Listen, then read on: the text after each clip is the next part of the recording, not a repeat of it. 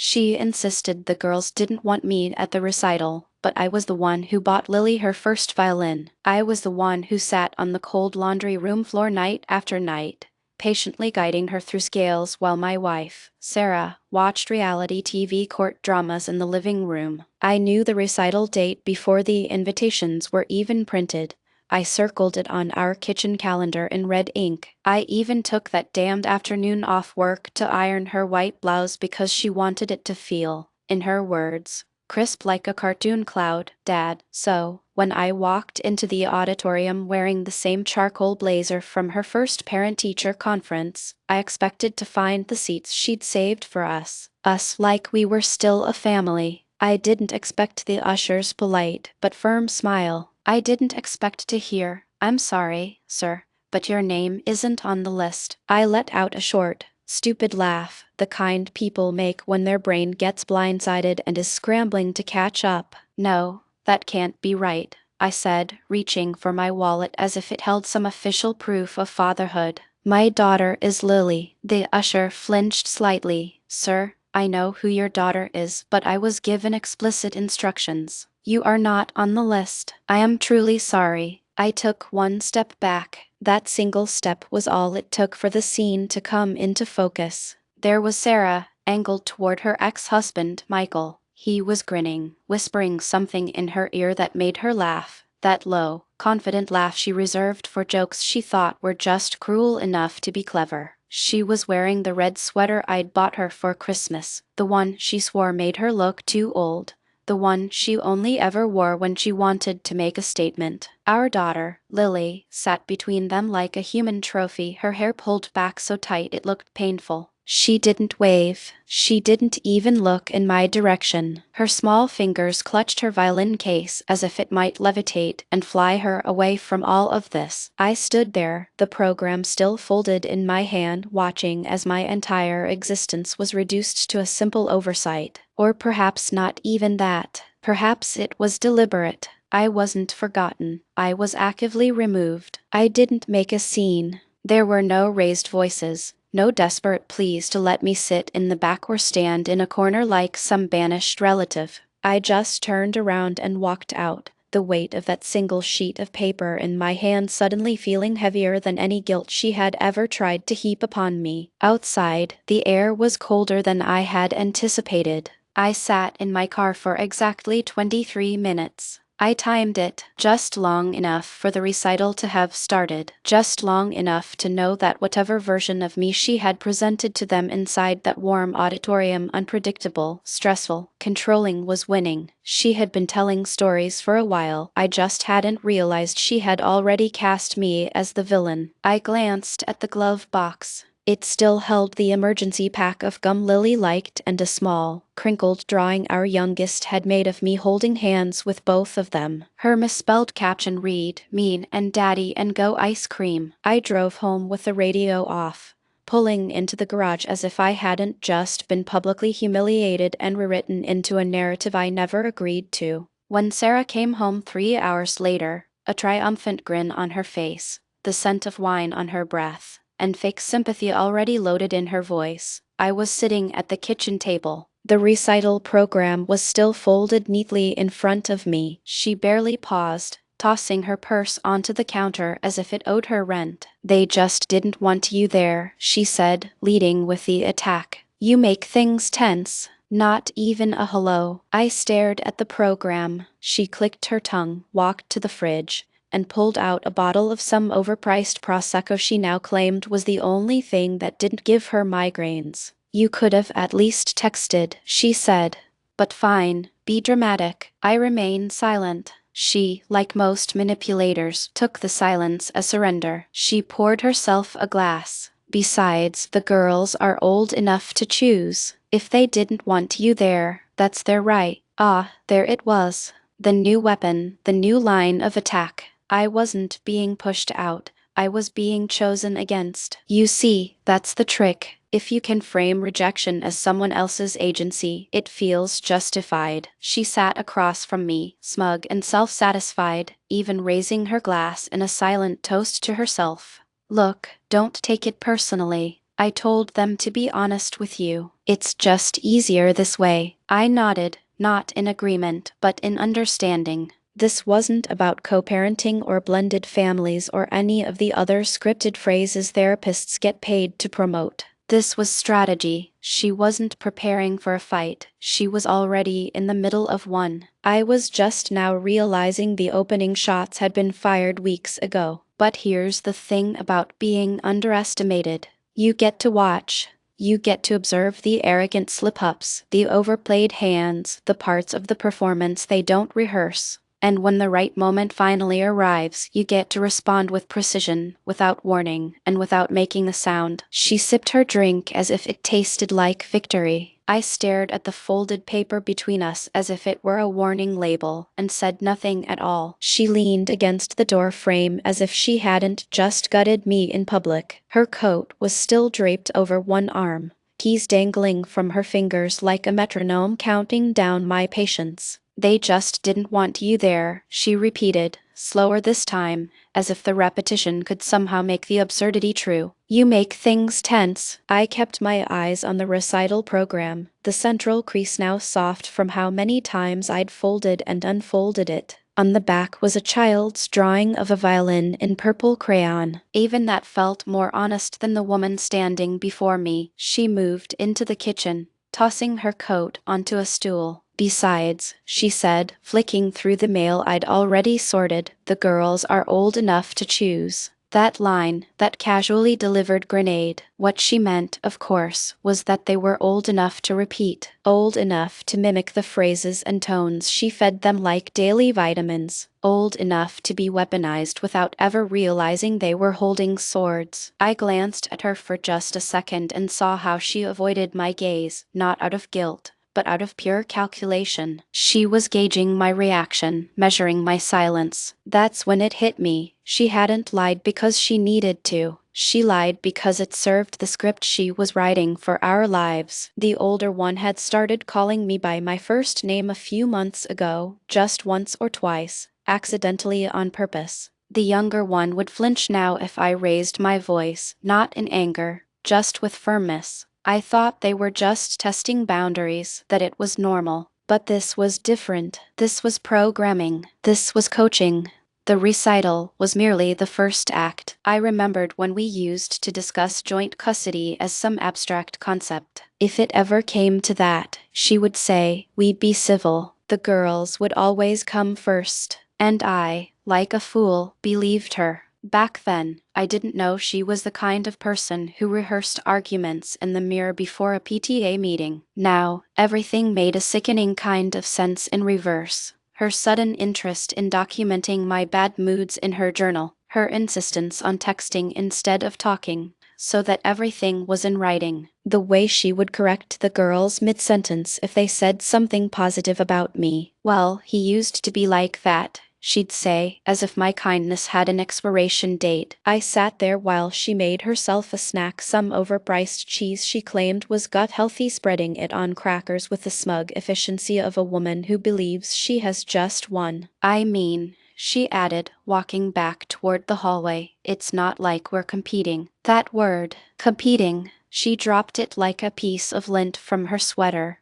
but it rang in my ears like a fire alarm. Competing for what? Affection, legitimacy, control of the narrative. She didn't see it, but I smiled then, not because any of this was funny, but because I finally saw her for what she was, a strategist in a game I hadn't even known we were playing. And that meant the rules were no longer hers to define. I stood up from the table, walked quietly into the living room, and sat on the couch. I picked up the remote. A nature documentary was playing, something about lizards faking their own death to escape predators. I left it on. She paused in the hallway, watching me, waiting for the explosion. But I didn't ask for clarification. I didn't demand answers. I didn't even look her way. That was the moment she mistook my silence for surrender. She didn't know that in my head, I was already rewinding time, piecing together every little lie she'd been feeding them. She didn't know I was remembering every offhand comment from her sister, every flicker of hesitation from our oldest daughter when I asked about her day. She didn't know that the chessboard she thought she'd so cleverly constructed had suddenly been flipped. And I wasn't interested in playing her game anymore. I was about to start a new one she wouldn't see coming until it was far too late. And this time, I wouldn't need to shout, or argue, or beg for a seat at the table. I'd simply let her write her own ending. And I would press record. Sunday morning, she came downstairs humming some off-key tune as if she hadn't just declared psychological warfare. No makeup, a hoodie half-zipped, her bare feet slapping on the tile. She moved with the casual confidence of someone who believes they are completely untouchable. She moved like she owned the space because in her mind, she did. The house, the kids, the story. Alexa, she said, yawning as she stretched, call Natalie. The speakerphone crackled to life. Natalie, her friend from college who never grew out of being a smug little chaos goblin, answered with a shrieking laugh. Ugh, girl, you sound dead. Late night. You don't even know, Sarah said, pouring herself a cup of the coffee I had just brewed. She didn't thank me. She never did anymore. I was sitting at the kitchen island, silent, pretending to read an article on my tablet. She didn't even seem to register my presence. I might as well have been a piece of furniture. She leaned against the counter like a stand-up comic mid-routine. So, get this, she said, lowering her voice into a conspiratorial whisper, even though the entire room could hear her. I finally told them to just say it. Say what? Natalie asked, taking the bait. That they feel unsafe. That he yells. That he's unpredictable. I didn't flinch. I didn't even blink. I just tilted my tablet slightly to check the camera feed from my phone. Still recording, still capturing every single word. Natalie gasped with a mock horror that was layered with genuine thrill. Wait, you told them that? Like, outright. Sarah let out a loud laugh, a little too loud. I mean, come on. It's not like it's a lie. Not really. He does get loud sometimes. And kids are emotional. If they feel unsafe, who's going to argue with that, right? Natalie giggled.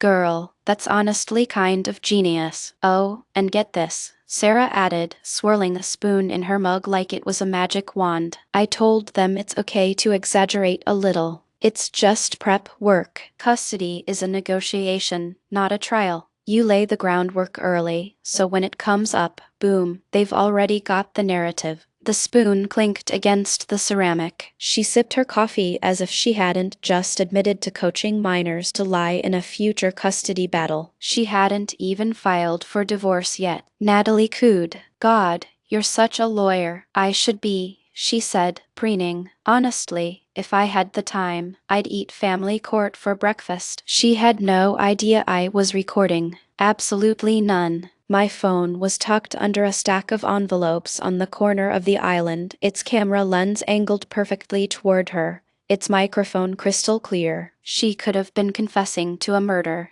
and it would have picked up every nuance in her voice. I let the conversation play out for 10 more minutes of her bragging, laughing, and mocking me. She brought up a custody blog she'd been following, said she had screenshots ready in case things got ugly, and that she was building a timeline that made her look like the stable one. When she finally hung up and padded back upstairs, I stopped the recording. I tapped the screen twice, uploaded the file to a secure cloud storage, then to a backup, then downloaded a copy and renamed it something neutral, Audio 0925. Next, I plugged in a blank flash drive I had bought 3 weeks earlier at a pharmacy, not because I had planned for this exact moment, but because some instinct told me something like this was coming. I copied the file onto it. I didn't label it. I just dropped it into a small padded envelope and sealed it. I already had the address printed out. The recipient was Michael Brandt, her ex-husband's lawyer. It wasn't because I wanted to destroy her, but because I knew she wouldn't stop with me. She would pull the exact same stunt with him. She would poison every well she could possibly drink from. The girls weren't her children anymore. They were chess pieces, and she was bragging about her opening moves. I dropped the envelope in the outgoing mailbox and went back inside. The house was quiet, too quiet. She came downstairs a few minutes later, now fully dressed, acting as if she hadn't just turned her own children into pawns for a custody war nobody else wanted to fight. She smiled faintly, kissed the top of my head as if we were still married in any real sense of the word, and said, "Don't forget you promised to take the trash cans out today." I nodded, but inside, something had gone very, very still. I wasn't hurt anymore. I wasn't confused. I wasn't even angry. I was focused, because now I had the one thing she never, ever expected me to have: proof. Her voice, her words, her intent, uncoached, unfiltered, and undeniable. And whether she realized it or not, she had just surrendered all control. She thought I had been sitting on the sidelines, watching her play. She never realized I had been recording the game. The legal assistant buzzed twice before entering. She was young, flustered, holding a manila envelope as if it contained radioactive material. "It's,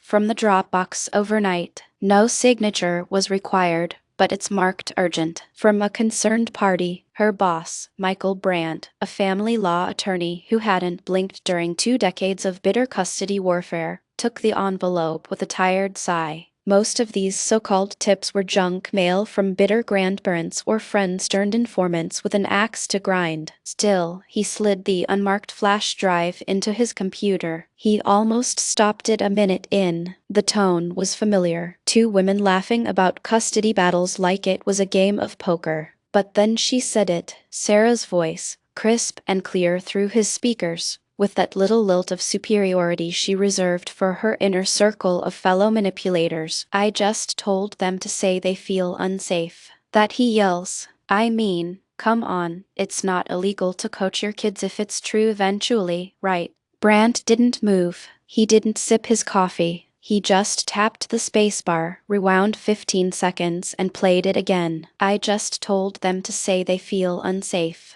That he yells. He listened to the entire 10-minute clip twice, then opened his notes and began typing without looking up. His expression didn't change, but something in the room did. The silence thickened. An hour later, he called his client, Sarah's ex-husband, Alex. "Alex," he said, keeping his tone perfectly even, "I need you to come in today. And don't bring the girls. This can't wait." Alex arrived with the usual tired energy of a divorced dad juggling custody weekends and work stress. His blazer was wrinkled and he hadn't shaved. But the moment he heard Sarah's voice on that recording, laughing while coaching their kids to lie, something inside him broke. Not loudly, not dramatically, just a slow, hollow exhale that told Brandt more than any words could. "I knew she was calculated," Alex said, his fingers clenched into fists against his knees. "But I thought she loved them." "She's building a case," Brandt cut in. "Not just against you. Against him, too." Alex looked up, confused. Brandt leaned forward. "Your ex-wife's current husband. The one she said the girls were afraid of. She's turning them against both of you simultaneously. It's a coordinated strategy." For a long moment, Alex didn't speak. Then he said, "What do we do?" Brandt had already started drafting. Emergency motion, immediate reconsideration of custody terms, request for supervised visitation pending the psychological evaluation. Attached, one audio file, transcribed and time-stamped, 3 separate exhibits. He didn't need to embellish a thing. Sarah had done all the heavy lifting for him. By Thursday morning, the motion was filed. Not by me, not by my lawyer, but by him, the man she thought would always be on her side, the man who used to defend her blindly. Even when the school called about odd behavior, when the girls came back with conflicting stories,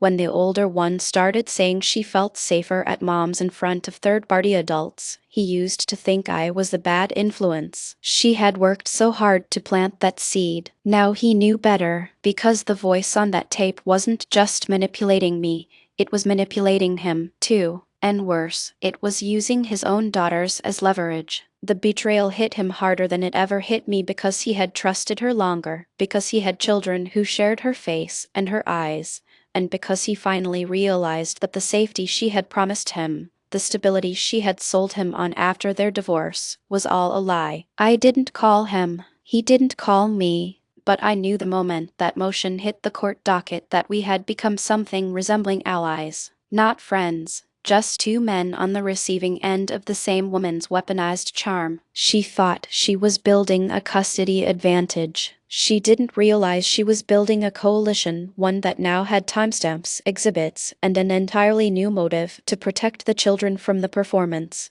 By the time she opened her email and saw the notification case ID, reassessment hearing filed, emergency status, she was already too late. The folder had changed hands. And so had the narrative. Her evening started with champagne and ended with a panic attack. At 7:14 p.m. she was stretched across the couch in yoga pants, scrolling Instagram and smiling to herself at the story she'd just posted.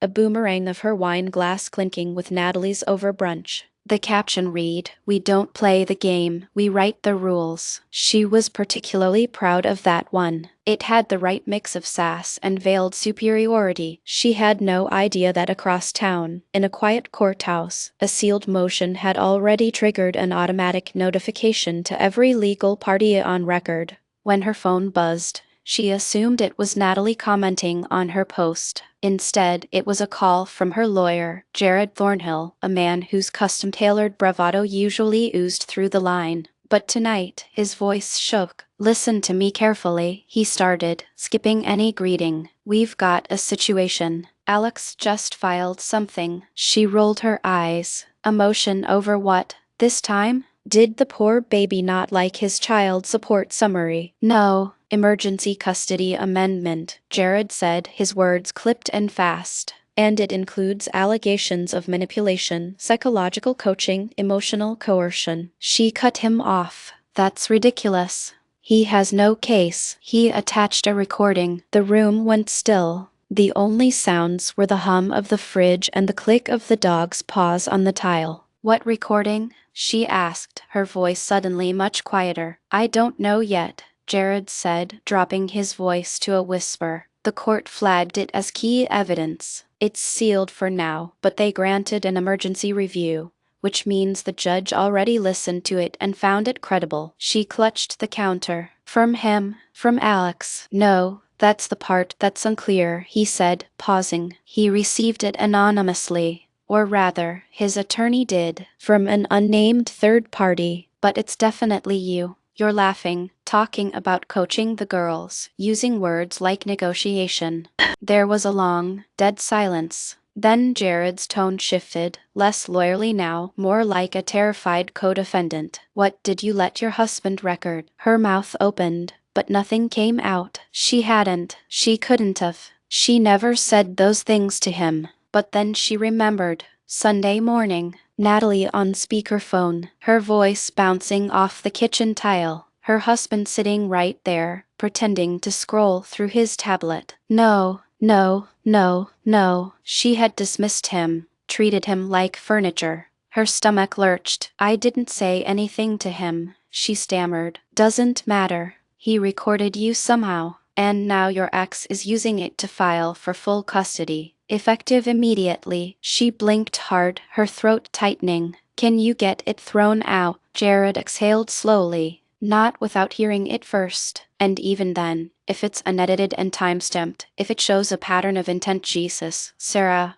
we built your entire custody posture around your narrative. Now he's got your voice laying out the strategy like it's a brunch menu." She dropped into the nearest chair as if the floor had vanished beneath her. He kept going. "This isn't about your current husband anymore. This is about your daughters. The judge sees this as a possible custodial endangerment issue, which means if child services gets looped in." Her ears were ringing. Not him. He couldn't have done this. But then again, when had he started sitting so quietly? When had he started watching so closely? She had thought his silence meant surrender. She had thought his patience was just passivity. She thought she had successfully edited him out of the narrative. Now she realized he was holding the original script, and she was the one being written out. She didn't sleep that night, not because of guilt, but because control had shifted and she no longer knew who held it. Her husband wasn't yelling or pacing. He was drinking tea on the back porch in that quiet, deliberate way that made her skin crawl. that infuriating calm. She was used to being 5 steps ahead of Alex, 10 steps ahead of her husband.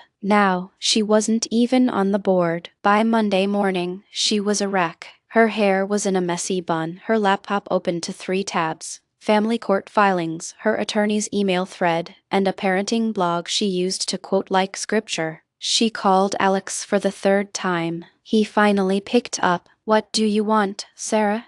he asked, his voice flat with resignation. "I want to talk about this hearing," she said, forcing sincerity into her tone. "I think things have been blown out of proportion." There was a pause. "You said our kids feel unsafe. You coached them to say I yell. You laughed about it. That's not blown out of proportion, Sarah. That's tactical abuse." She swallowed hard. "I didn't say abuse. You didn't have to. You implanted fear. They were just jokes, Alex. You know how girls talk." "No, I don't," he shot back. "Because when they're with me, they're too busy trying to understand why their mom made them afraid of a man who never once laid a hand on anyone." He hung up. Her hand trembled as she dropped the phone. She called her father next. "Dad, there's a situation." "Did you cheat again?" he asked, his voice tired. "What?" "No, there's this audio, taken out of context." "Is it your voice?" She didn't answer. "That's a yes," he sighed. "You always push things too far, Sarah. You manipulate people until they finally stop forgiving you. Don't call us for character references. Your mother's not doing that again." Click. Her entire support structure had vanished. Her lawyer, Jared, finally texted her back. "Hearing is set for Monday. Judge Barkley." "Not good." She's reviewed the audio and forwarded it to CPS for a pre-screen. "They may observe the girls at the hearing. Do not coach them. Do not prep them. Stay quiet. Damage control only." Her stomach dropped. Child Protective Services. It was just words, just strategic banter. She made their lunches, helped with their homework, sang them lullabies, for God's sake. But her voice was now the property of the court, and there's no such thing as sarcasm in a custody hearing. The door creaked open behind her. Her youngest daughter stood there, clutching a stuffed lion. "Are you mad, Mommy?" she asked softly. Sarah forced a smile, scooping her up into a hug that felt too tight. "No, baby, Mommy's just stressed." Her phone buzzed again. An unknown number. "We've been asked to conduct a brief observation during Monday's hearing. Please do not inform the children in advance." "Thank you." Her hands shook. They weren't just coming for custody anymore. They were coming for her credibility, her narrative, her control. And she hadn't just underestimated the man she married. She'd underestimated the very system she thought she could outmaneuver. The storm was growing, and for the first time, she didn't control the weather. By Tuesday morning, she had transformed herself into what she believed was a credible victim. She wore beige, no makeup, a cardigan 2 sizes too big for effect. She practiced phrases like playful exaggeration and digital manipulation in front of the mirror. She still thought the room could be spun. Her lawyer, Jared, latched onto it. "We'll question the file's chain of custody," he said, pacing his office. "No timestamps, no metadata, no confirmation it wasn't doctored. We build reasonable doubt." That night, she stood in the kitchen rehearsing. "I was being sarcastic," she told the microwave. A wife venting to a friend about hypothetical scenarios. Her husband walked in during her 3rd pass. She flinched. He didn't say a word. He just set his keys down, checked the mail, and pulled out a padded envelope. He quietly slid it open and held up the flash drive inside like it was a museum exhibit. She tried to act confused. "What's that?" He smiled, not warmly, just patiently. "Insurance." And then he walked out. She didn't sleep again. The next morning, Jared called, his voice flat. "There are 2 more recordings," he said slowly. "Both time-stamped, raw audio, clean. One is the entire call with Natalie. The other is from later that afternoon. You're heard telling her." He paused, then read verbatim from a transcript. "Even if he finds out, it's my word against his. He's too passive to push. And who the hell is going to believe him over me? She didn't respond. Your tone, Jared added, is not sarcastic. Forensics won't save you. The judge sees a pattern now, a premeditated pattern of weaponizing the kids. And you laughed about it. Her voice cracked. So what do I do now? He didn't answer right away. Then, he said, your husband he's just filed for shared legal custody on the grounds that you've demonstrated willful manipulation of minors. He's not going after you. He's going after the girl's best interests. The court eats that language alive. She sank onto the kitchen floor. In 1 week, her entire world had collapsed. It was no longer clever. It was exposed. Her friends had stopped answering her texts. Natalie had deleted the brunch post. Even her oldest daughter, now back at her dad's house, responded to her check-ins with a clipped, one-word answer, fine. The silence was stretching, and in it, she could finally hear the echo of her own cleverness, weaponized, recorded, and returned to sender. The notification came via email. Subject: temporary visitation suspension pending court review. She read it 4 times. Effective immediately, all scheduled maternal visitation privileges are to be suspended. A text from Jared followed. You need to withdraw the custody motion today. This is not salvageable. Withdraw. That motion had been her masterpiece, built on spreadsheets of emotional bullet points and polished stories. Now it was a bomb she had to defuse. Jared's voice on the phone was tense. They're going to ask the girls what you told them to say. If even one answer tracks with that recording, you're done. They're kids, she whispered. They'll forget. No, he said sharply. They won't.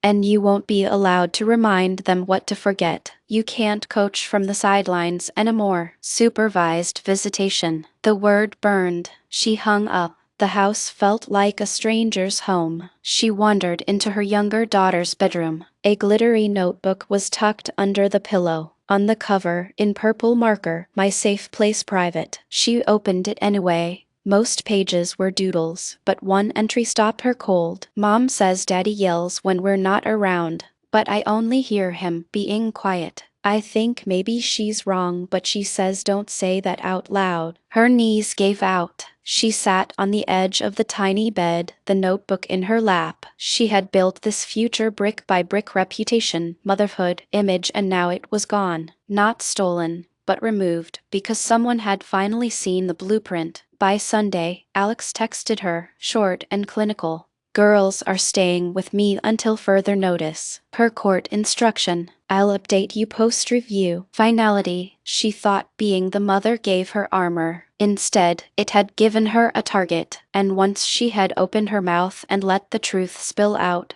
unguarded and recorded, there was no more hiding. Even the house knew. The walls held her secrets like echoes, and now they were just quiet. She walked into the courthouse looking like a parent, not a villain. She wore navy, a safe, respectable color. Her lawyer walked 2 steps ahead, his jaw clenched. Courtroom 3B smelled of old carpet and panic. Her ex-husband, Alex, sat calmly at the far table. His lawyer was a woman in her 50s with an air of judicial fluency that made Jared's confidence feel like a high school debate club. There were no opening statements. The clerk passed a thin folder to the judge and inserted a flash drive into the evidence station. The courtroom speakers clicked on, and then her own voice filled the air. I just told them to say they feel unsafe. That he yells. I mean, come on. It's not illegal to coach your kids if it's true eventually, right? She froze. So did Jared.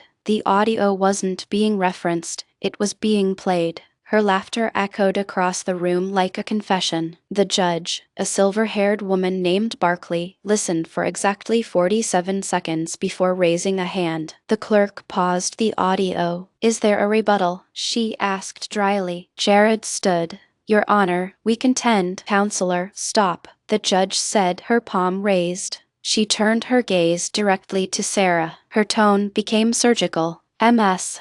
Callahan, you have created an environment of manipulation. You didn't merely influence your daughters, you weaponized them. You didn't just undermine your co-parent, you coerced narratives for personal gain. Sarah opened her mouth. Don't, the judge warned. Your attorney may sit down. Jared sat. The court, the judge continued, has reviewed 3 separate, authenticated audio files. All involve you instructing or suggesting how your children should perceive the adults around them, not for their safety, but for your leverage. This is not a custody dispute. This is coercion. I will not allow it. The knot in her stomach turned to pure humiliation. Effective immediately, the existing shared custody arrangement is suspended. Full residential custody is granted to the biological father, pending long-term evaluation. UMS Callahan may request supervised visitation once a court-appointed psychologist has completed a full report. The silence was volcanic. Your Honor, I'm their mother. And you abused that role, the judge replied, unmoved. You did not protect them. You used them. Sarah felt every eye in the room burning through her navy fabric. Then, her husband entered the gallery, deliberately late. He didn't sit. He stood by the back door, arms folded, watching, not gloating, just present. For the first time, she understood. He hadn't just protected himself, he had prepared for this. The fall. The hearing ended. She drove home in a daze, ignoring the calls from Jared. Inside the house, the silence was obscene. She climbed the stairs and saw the envelope on her nightstand. Plain white, her name typed neatly in the center. She knew who it was from. She tore it open. Inside, 2 pages, notice of intent to file for legal separation, and beneath it, request for shared legal and residential custody, non-biological, based on a witnessed pattern of coercive parental behavior. The signature was from his attorney. She skimmed to the last paragraph and saw it, a quote, pulled directly from her own voice. Her own recorded words. Even if he finds out, it's my word against his, typed in italics. Cited as Exhibit A, the audio file was included as an appendix. She dropped the letter, her knees hitting the carpet. She thought there would be time to fix this, to spin it, to reclaim the narrative. But there was no narrative anymore, only the recording. Her husband hadn't shouted or blamed her. He had simply pressed record and waited. It wasn't just the loss of custody or the pending supervision or the silence from her family. It was the loss of the one thing she never thought could be taken from her, narrative control. She had always been the author, but now she was just a footnote, an appendix, a piece of evidence. The girls would grow up and one day they would hear her voice, unfiltered and unedited, not because someone attacked her, but because someone had simply recorded her. The final motion wasn't an explosion. It was a mirror, and for the first time in her carefully engineered, tightly controlled life, she was forced to look into it and see what everyone else now saw.